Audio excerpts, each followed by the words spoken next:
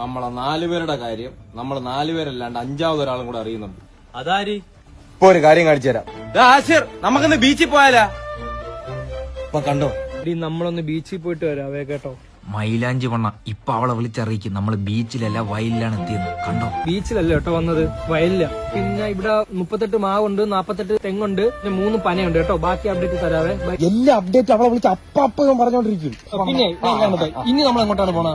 ഇനി ചിലപ്പം ഒരു മലയിൽ പോകും, ഒരു സൺറൈസ് കാണാൻ പറ്റിയ. പകല സൺറൈസ്. ഇതിപ്പോ അങ്ങനെ വിളിച്ച് അതേപോലെ പറയും കേട്ടോ.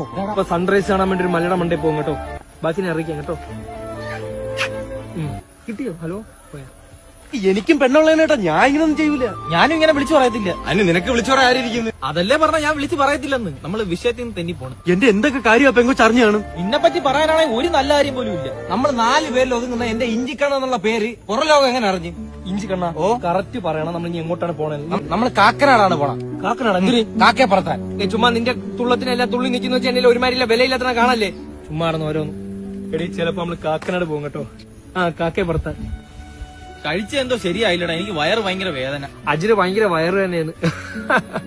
ഇന്നലെ അടിപൊളി ദിവസമായിരുന്നു. അടിച്ച് വിറ്റാടി ഞാൻ റോഡിൽ കിടന്ന് ഉരുണ്ട്. ഈ വിനായകനായിട്ട് നമ്മളെ കൂട്ടത്തിൽ കവട്ട അടിച്ച് വിറ്റായിട്ട് ബാറിൽ കയറി ബിയർ സ്വന്തമായിട്ട് തലക്കടിച്ച് പൊട്ടിച്ച് അവിടെ ബോധമില്ല കിടന്ന് അവൻ തന്നെ സ്വന്തമായിട്ട് ആംബുലൻസ് വിളിച്ച് ഹോസ്പിറ്റലിൽ പോയി.